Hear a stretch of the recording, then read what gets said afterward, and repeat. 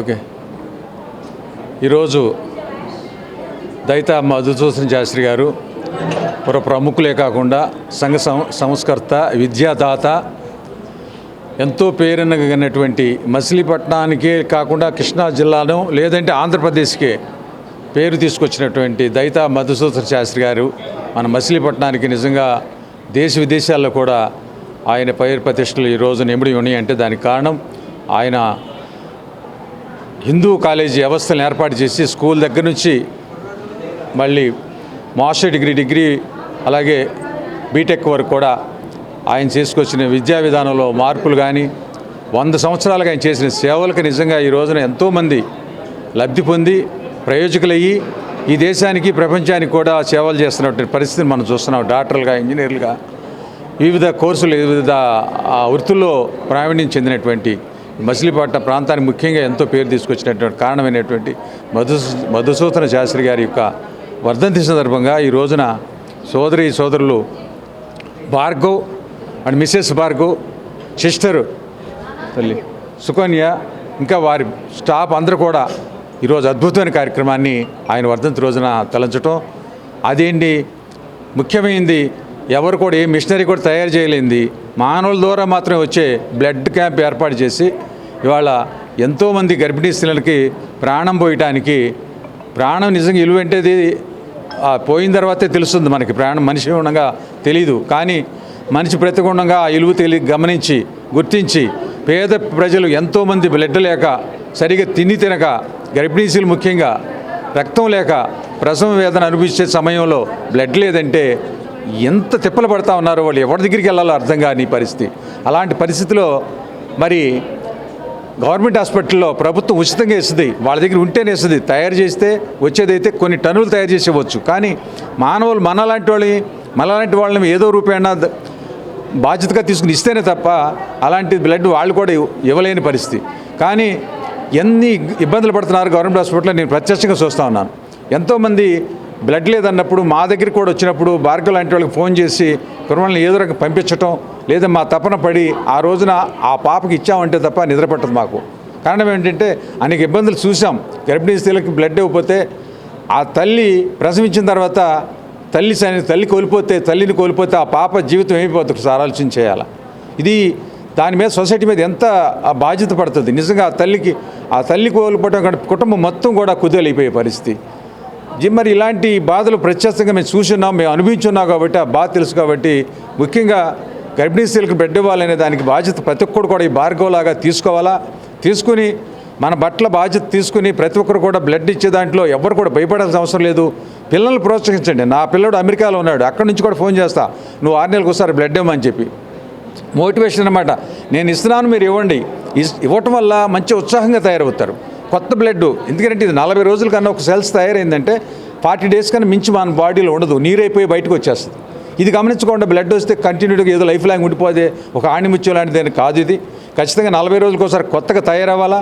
మళ్ళీ కొత్త రక్తం వస్తే ఉరకలేస్తూ మళ్ళీ బ్రహ్మాండంగా ఆరోగ్యంగా ఉంటారు. ఇట్లా హెల్త్కి మంచిది, మనం ఇతరుల ప్రాణాలను కాపాడినట్టు అవుతాం. అందువలన ఈ బ్లడ్ మోటివేషన్ అనేది చాలామందికి తెలియక బ్లడ్ ఇస్తే ఏదో అయిపోద్దని ఒక చిన్న విషయం చెప్తా. నేను ఒక తండ్రికి ఇబ్బంది వస్తే కొడుకు బ్లడ్ ఇవ్వనన్నాడు. కారణం ఏమంటే వాళ్ళ అమ్మ వచ్చి నేను స్వయంగా వెళ్తే ఏమంటే బ్లడ్ ఇస్తే ఆ ప్యాకెట్ ఇస్తే మేము ఇంకో బ్లడ్ వాళ్ళకి కావాల్సిన గ్రూప్ ఇస్తామని హాస్పిటల్లో చెప్పినప్పుడు కొడుకు బాగానే ఉన్నాడు, ఇవ్వమని చెప్తే వాళ్ళ అమ్మ వచ్చి అబ్జెక్షన్ పెట్టింది, నా కొడుకు ఎవరండి అని.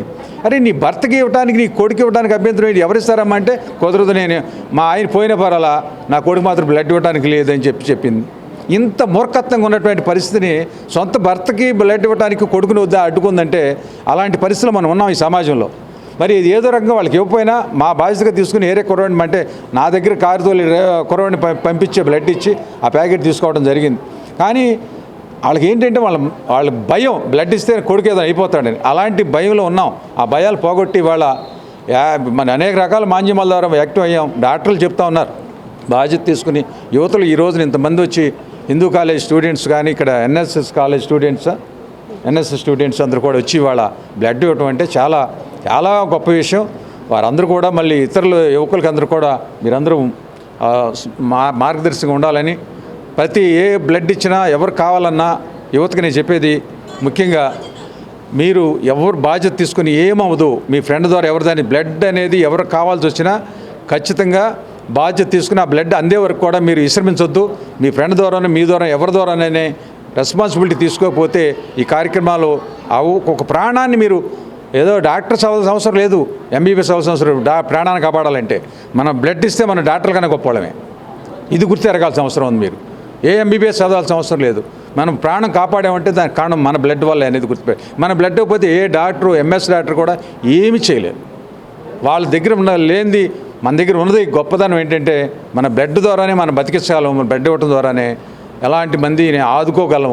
ముఖ్యంగా గర్భిణీ స్త్రీలు ఆదుకుంటే 100 సంవత్సరాలు వాళ్ళ జీవితాన్ని అనుభవించటే కాకుండా వాళ్ళ పిల్లలకి మరి రాని నష్టాన్ని మీరు ఎంత అడ్డుకుంటున్నారో ఒకసారి గుర్తెరిగి యువత అంతా కూడా ఈ దిశగా ముందు ఆలోచన చేస్తారని మిసెస్ భార్గవని మార్గదర్శకంగా తీసుకుని అలాంటి వాళ్ళకి ప్రోత్సహించి అన్ని విషయాలు కూడా ప్రోత్సహించి మనం వాళ్ళని ముందుకి భార్గవ లాంటి వాళ్ళు మరింతమంది తయారైతే అసలు బెడ్ అనేది కొరతే ఉండదు ఈ దేశంలో. ఇది నేను చెప్పదలుచుకుంది. ఏదేమైనా ఒక మంచి కార్యక్రమాన్ని చేసి మమ్మల్ని కూడా ఇందుట్లో భాగస్వాములు చేసినట్టు వారందరికీ కూడా భార్గవ వాళ్ళ ఫాదర్ గారికి నిజంగా ఆయనకి పెద్ద పేరు ఉంది, కానీ భార్గవ ఫాదర్ అనాల్సి వస్తుంది. భార్గవ ఐదుగా తయారయ్యాడు. మాకు అన్నగారికి మంచి పేరు ఉంది, అయినా సరే భార్గవ ఫాదర్ అని చెప్పుకుంటా అంటే ఆయనకి గర్వకారణమే. మరి ఆ కోడలు వచ్చిన తర్వాత ఇంకెప్పుడు మాంగారు అంటారేమో, ఆ రకం స్థాయిలో ఆ కోడలు కూడా చదవడం అన్నగారి అదృష్టం. అలాంటి కూతురు, కొడుకు, కోడలు ఇంకా మిగతా వాళ్ళని చూసిన చిన్న బంధువులు, స్టాఫు మీ యొక్క రక్తం పంచుకుని వచ్చి పుట్టారు కాబట్టి మీ గుణగణాలని వాడికి వచ్చినాయి అన్న. మీకు ఇదంతా కూడా పుణ్యం, మీరు పెద్దలు చేసుకున్న పుణ్యం. వాళ్ళ పేరు నిలబెడతారు, భవిష్యత్తులో మరింత పేరు తెచ్చుకుంటారు. ఒక స్థాయికి మదర్ తెరెసా స్థాయి పేరు మీకు వస్తుందమ్మా నేనైతే ఎక్స్పెక్ట్ చేస్తున్నా. మీరు మదర్ తెరెసాకి ఏ రకమైన ఇన్నోసెంట్గా పేరు వచ్చిందో అలాంటి స్థాయిలో ఆ ఏజ్ వచ్చేటప్పటికి మీరు ఆ పేరు ప్రతిష్టలతో ఆ అవార్డులతో మీరు ఖచ్చితంగా తెచ్చుకోవాలా. ఆ పేరు తీసుకోవటం వల్ల సొసైటీకి మంచిది, ఈ దేశానికి మంచిది మీలాంటి వాళ్ళు. అందువల్ల ఆ పేరు ప్రతిష్టలు రావాలని, ఆ దిశగా మీరు ముందుంటారని, ఉండాలని, అలాంటి పేరు మీకు వస్తుందని నేను భావిస్తూ దేవుణ్ణి చల్లగా చూడాలని కోరుకుంటున్నాను. థ్యాంక్ యూ అమ్మా. Thank you. Please subscribe to Chanakya channel.